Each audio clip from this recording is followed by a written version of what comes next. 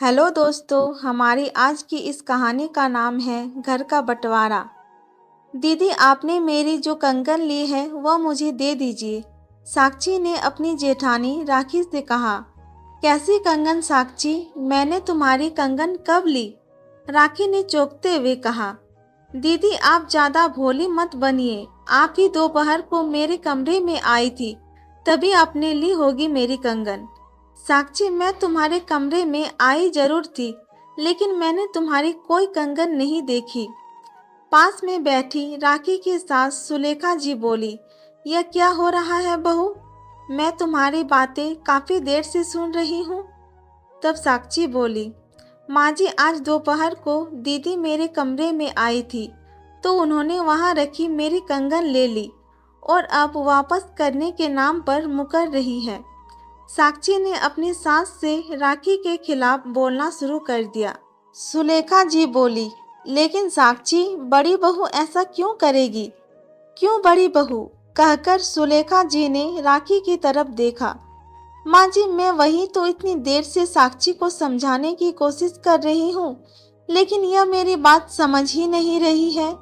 दोपहर में मेरी बेटी गर्मी से परेशान हो रही थी, इसीलिए मैं एसी की वजह से साक्षी के कमरे में चली गई थी और मुन्नी को सुलाते हुए मैं भी वहीं लेट गई थी। लेकिन थोड़ी देर के बाद मैं अपने कमरे में आ गई। अब साक्षी आकर कंगन के बारे में बोलने लगी, जबकि मैंने उसकी कोई कंगन नहीं देखी। दरअसल साक्षी की नई नई शादी हुई थी। घर का सारा खर्चा एक ही दुकान से चलता था, जिसे अपने पिता के साथ राखी का पति अमित देखता था। छोटा भाई कुणाल अभी अपनी नौकरी की तलाश में था। अब एक दुकान से पूरे घर का खर्चा भी चले और पूरे घर के ऐशो आराम के खर्चे भी हो जाए, इतनी तो आमदनी नहीं थी।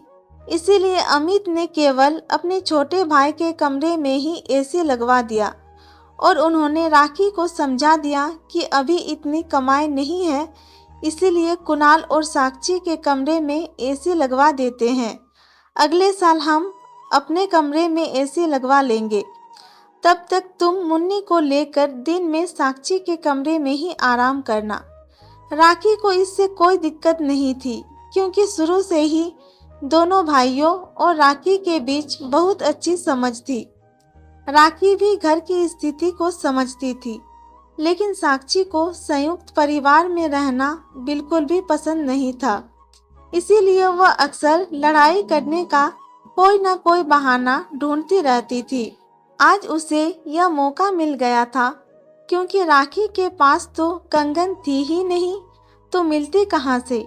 लेकिन साक्षी अपनी जिद पर अड़ी रही। कुणाल ने भी उसे बहुत समझाया, लेकिन वह नहीं समझी।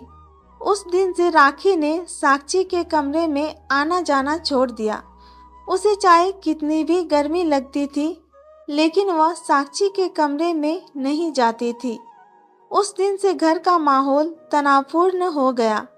रिश्तों के बीच कई बार छोटी छोटी बातें बड़ा रूप ले लेती है। यह सुलेखा जी ने सुना था, लेकिन आज देख भी लिया। हमेशा घर को बांधकर चलने वाली सुलेखा जी के लिए यह बात किसी मानसिक तनाव से कम नहीं थी। एक छोटी सी बात ने रिश्तों के बीच कितनी बड़ी दीवार खड़ी कर दी थी। रिश्तों के मायने ही खत्म हो गए थे। साक्षी ने अपनी जेठानी पर जो आरोप लगाया था वह बिल्कुल बर्दाश्त के बाहर था। जो कल तक इस घर में कभी नहीं हुआ था वह आज हो रहा है। ऐसे ही माहौल रहा तो आने वाले कल में घर का क्या होगा। इसीलिए अब सुलेखा जी ने फैसला कर लिया कि कुणाल और साक्षी को घर का ऊपरी हिस्सा रहने को दे देंगे और राखी और अमित नीचे रहेगी। इस फैसले से साक्षी बहुत खुश थी, क्योंकि वह यही तो चाहती थी।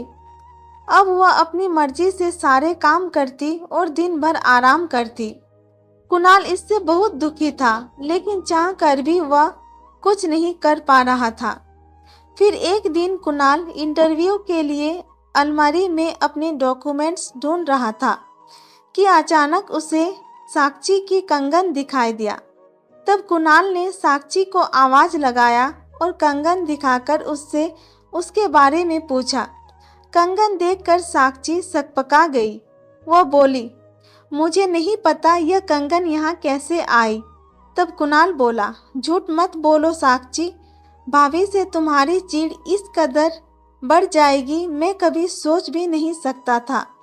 तुमने तो मुझे उनसे माफ़ी मांगने लायक भी नहीं छोड़ा। वह मेरी माँ जैसी थी। तुम्हारे आने से पहले उन्होंने माँ की तरह मेरा ध्यान रखा। अगर भैया चाहते तो पहले अपने कमरे में एसी लगवा सकते थे, लेकिन नहीं, उन्होंने पहले हमारे कमरे में एसी लगवाया।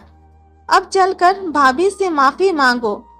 साक्षी कुणाल के साथ नीचे आई और राखी से माफ़ी मांगते हुए बोली, दीदी आपसे अलग होने के लिए मैंने यह नीच हरकत की। आप पर झूठा इल्ज़ाम लगाया, मुझे माफ़ कर दीजिए। तब राखी बोली, साक्षी तुम उम्र और अनुभव में मुझसे बहुत छोटी हो। मैं जानती थी कि तुम मेरे साथ रहना नहीं चाहती, लेकिन तुम इतनी छोटी हरकत करोगी यह मैंने कभी नहीं सोचा था।